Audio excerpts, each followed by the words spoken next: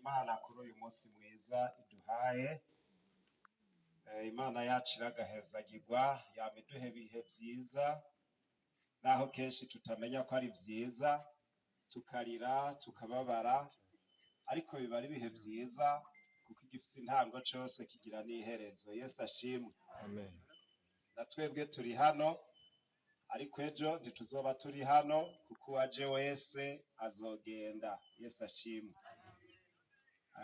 Tugenda tutabishaka ariko turagenda kuko niko imigambi y'Imana imeze, kandi Imana yo izi ivyiza ibitujanyemwo kuruta uko twebwe tugwanira kuguma ngaha kuri iyi si. Yesu ashimwe.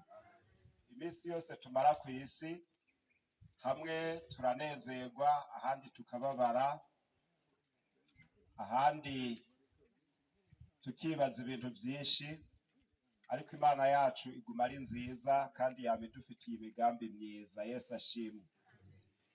Rero uno munsi turi hano twaje guherekeza uyu mwene data, uyu musore yitavye Imana, yamaze amasaha make kuri iyi si, kandi nuko nyene Imana yabigeze. Uravye hano muri ubu buruhukiro budukikuje, urabona amafoto menshi y'abana bakiri bato bagiye, mu kirundi twovuga ngo bagiye hataragera kuko bari bagifise kazoza, ariko nuko nyene Imana yabigeze. Rero muri vyose dutegerezwa gushimira Imana. Uno munsi rero ni umunsi mukuru udasanzwe wo guherekeza umwana wacu, ikibondo cacu, tumuherekeza mu buruhukiro bw'ibihe vyose. Iyo rero duherekeje abacu, turasoma ijambo ry'Imana kugira ngo rituremeshe kandi ridukebure, kugira ngo natwe tumenye ko uyu niba agiye, ejo ni wewe canke ni jewe. Uyu we agiye ata makosa afise, ntitwovuga ngo yari umuntu mwiza, yarakundana, kuko ivyo vyose ntiyaronse umwanya wo kubikora. Ni ukuvuga rero niba ata ntahe nini dufise kuri we, nuko ata nico tumwagiriza. Uyu ni uwera imbere y'Imana. Nagire nkeze n'abavyeyi bashoboye kumwibarutsa, ndababwire ko mwashoboye kuvyarira ijuru. Ubu murafise umwana ari mu bwami bw'ijuru abaserukira. Yesu ashimwe. Ibi ntitubivuga ku kuryosha inkuru, kakumwe duhora tuziryosha iyo duherekeje abantu bakuze, tukavuga ko bari abantu beza bakundana, tukavuga vyinshi. N'ufise ikibi yobazi agerageza kukinyegeza kugira ngo ntasange yabaye isema mu muryango. Ariko uyu we si ukuryosha inkuru, ni uwera, ari mu biganza vy'Imana. Ni ukuvuga ko mwarashoboye kuvyarira ijuru. Abandi bana mufise ntimuzi uko bizorangira, ariko uyu mwamaze kumenya uko vyarangiye, ari mw'ijuru. Yesu ashimwe. Haleluya. Rero tugiye gusoma ijambo ry'Imana mu minota mikeya kugira ngo rituremeshe, hanyuma tuce tubandanya ibindi bikorwa. Ni mu gitabo kiri muri Bibiliya citirirwa Zaburi, igice caho ca 90, umurongo umwe wonyene wa 12. Haravuga ngo utwigishe guharura iminsi yacu, uburyo butuma dutunga imitima y'ubwenge. Amen. Iri ni ijambo ry'Imana ritaraba uyu yarenganye, ariko rituraba twebwe. Abantu benshi barize, kandi n'abatize barazi guharura, kuko icemeza ko bazi guharura, nta muntu n'umwe adashobora guharura amafaranga afise.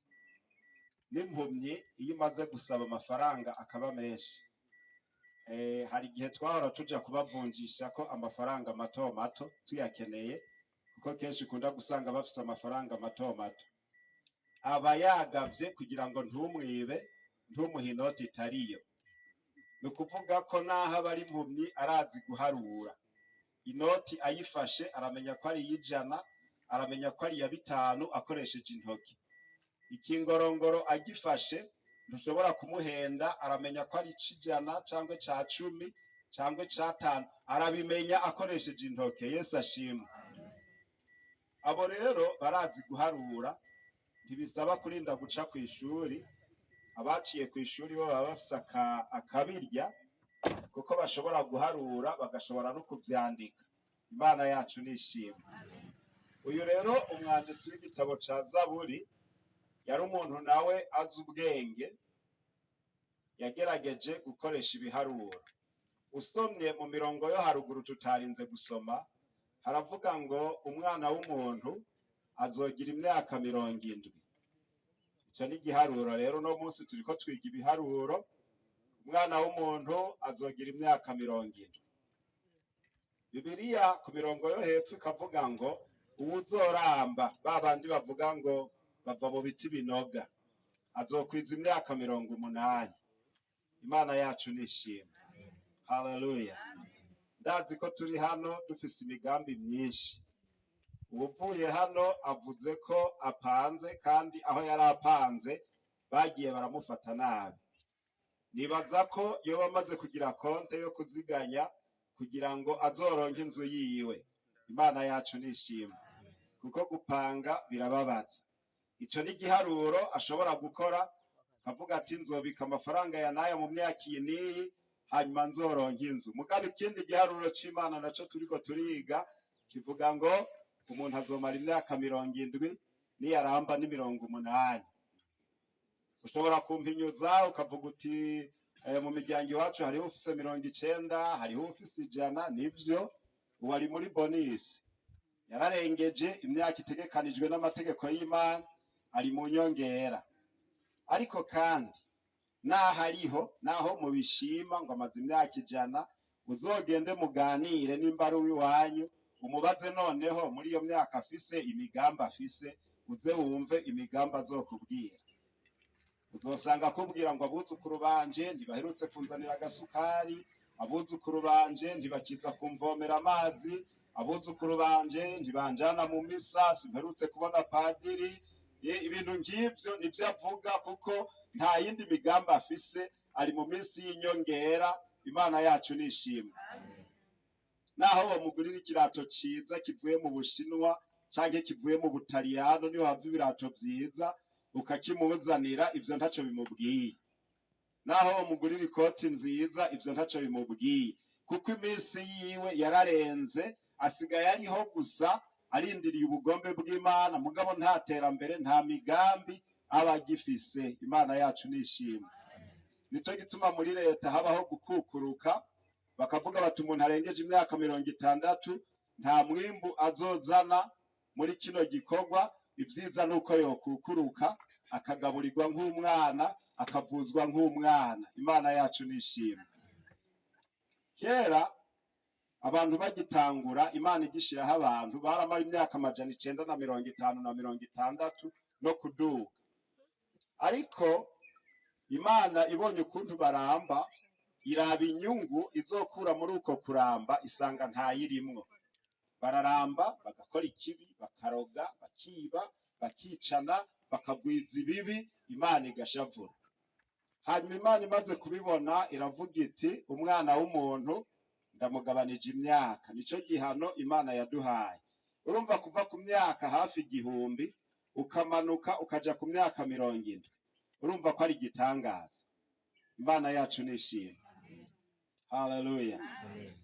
Ubu umuntu aravuka ubona mu myaka 25 ukabona azanye ubuhanza, ukazubona arashaje, waramubonye avuka. Imana yacu nishimwe. Haleluya. Jewe nkirugwaruka abantu bose barabagabo bakuze, ubu nta numwe asigaye, barazimanganye bose, kubera ko imyaka yacu ni mike imbere y'Imana. None rero ntagiye kure, uyu mwanditsi w'iki gitabo avuga ngo Mana, ryari isengesho yariko arasenga, avuga ati Mana utwigishe guharura iminsi yacu, kuko umuntu adashobora guharura iminsi yiwe ntashobora no gutungana imbere y'Imana, kuko aguma yibaza ngo aracariho, aracakomeye, ariko kandi iminsi yiwe ikaba iriko iragenda.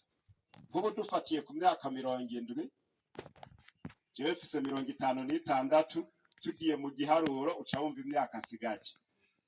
Imana yacu nishimwe. Haleluya.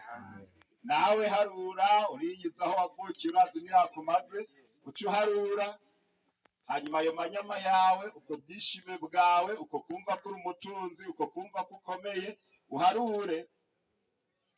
Yani cubahiro umukuru w'igihugu atubwira ngo mu mwaka wa 40 tube igihugu cifashe, kubandanya 50-60 tuzoba igihugu ca rutura. Mugabo bamwe ntituzoba tuhari. Haleluya. Uharuye imyaka ufise, bamwe ntituzoba tuhari. Iharure rero ni kwijambo ry'Imana ritubwira ngo Mana utwigishe guharura imyaka yacu kugira ngo tuba abantu bafise imitima ifise ubwenge, ntitugende nk'inka, ntitugende nk'igikoko kigenda gusa cona kitazi ico kimaze, ariko tugende nk'abantu bafise ubwenge. Niba uyu ashoboye kugenda yamaze amasaha makeya kw'isi, twebwe tukaba turenze imyaka 50 ngaha kw'isi, duharure twumve imyaka tumaze, twumve niyo dusigaje, naho nyene nitwaramba, kuko ubu abamara imyaka 70 si benshi. Abantu bose bafise imyaka 50 ugiye kuraba usanga bafise ingwara z'ubumuga muri bo. Benshi ntibakirya umunyu ku myaka 50 yonyene. None umuntu ku myaka 50 atakirya umunyu, iyo 70 yumva azoyishikana. Imana yacu nishimwe. Haleluya.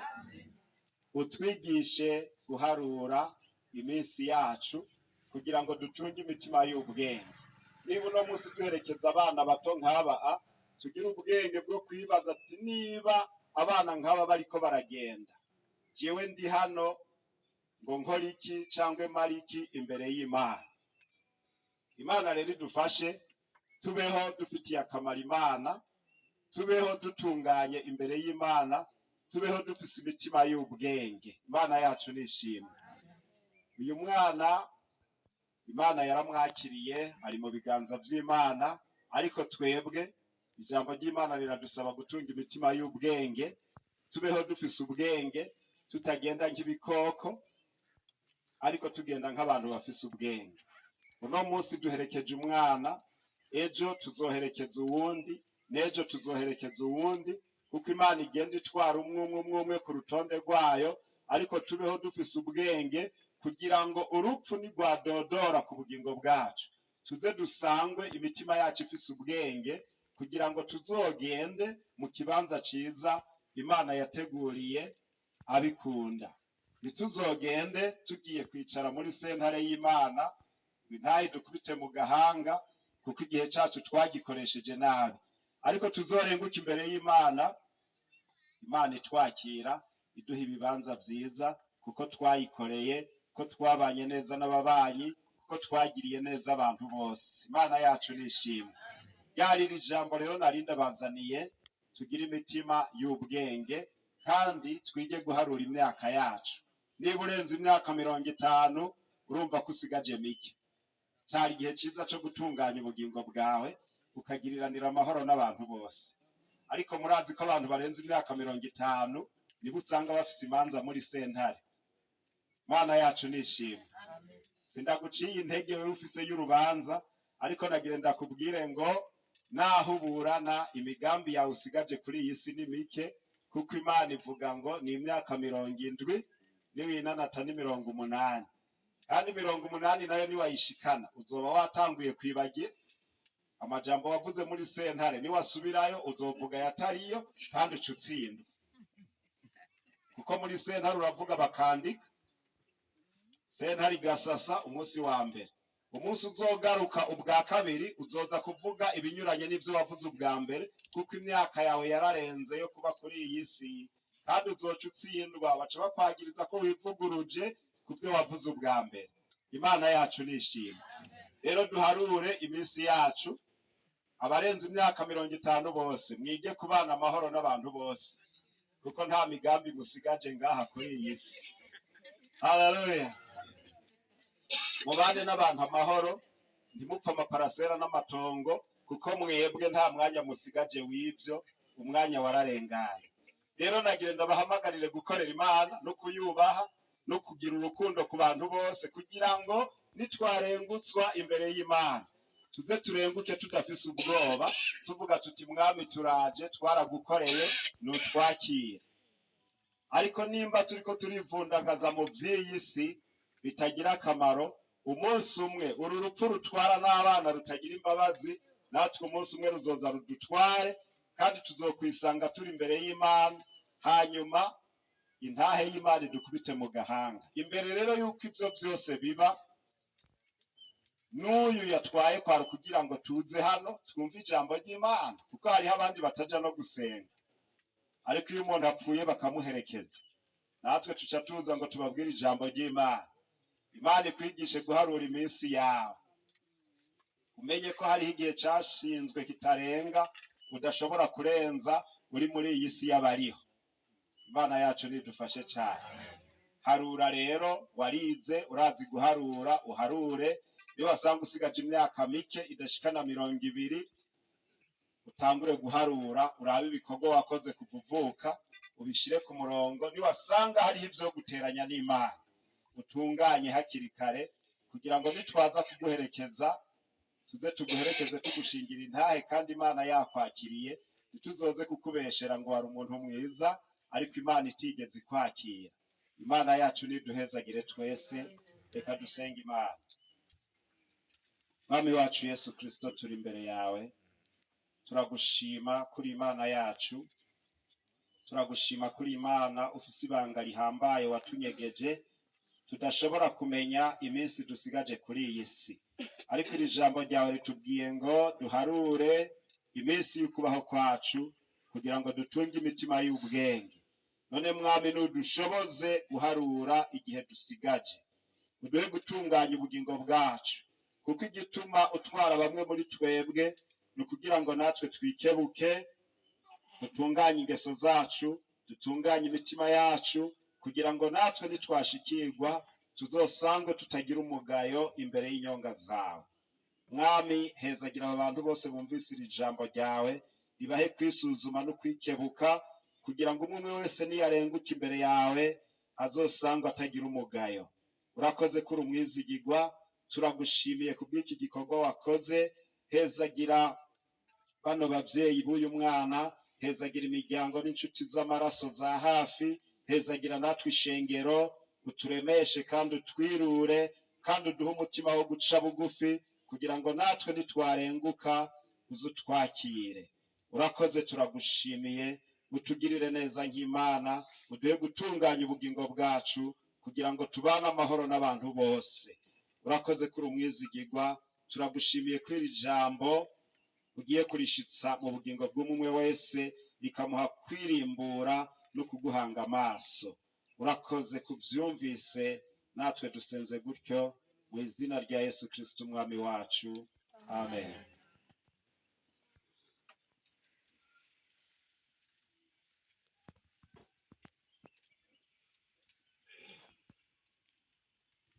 Ego arakoze kunyibutsa. Twagire dusabe ababishinzwe baterure umubiri w'uyu mwana kugira ngo bawushikane mu kibanza. Ariko imbere yuko bawuterura, reka tubanze dusengere kino kibanza umusavyi w'Imana agiye kuruhukiramo. Mwami wacu Yesu Kristo, turi imbere yawe, turagushima kuri Imana yacu, turagushima ko iminsi yacu uyifise mu kiganza cawe. None Mwami, raba kino kibondo kigiye kuruhukira hano hantu, aho agiye kuruhukira mu gihe cose, kugeza igihe nzamba yawe izovugira, abapfuye bakazuka bakagusanganira mu kirere. Mwami, turasengeye kino kibanza uceze ugitunganye. Mwami wacu Yesu Kristo, turasavye umuco wawe n'umuriro wawe ngo ukikuze hano hantu, kugira ngo abarozi n'abanyamareba ntibagire ububasha ku mubiri w'uyu mwana. Mu izina rya Yesu Kristo, urakoze kuri kumwe nawe, urakoze kuri kumwe natwe. Izina ryawe nirihabwa icubahiro, mu izina rya Yesu Kristo umwami wacu, amen. Abaririmbyi baririmba.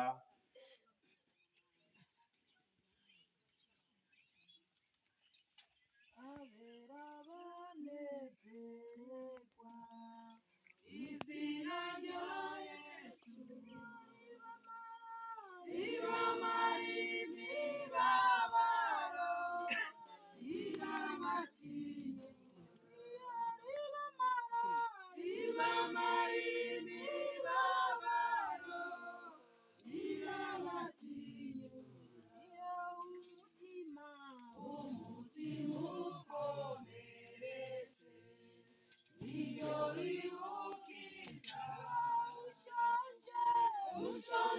Dinyi ari heza. Dinyi na mugenzi wiwe.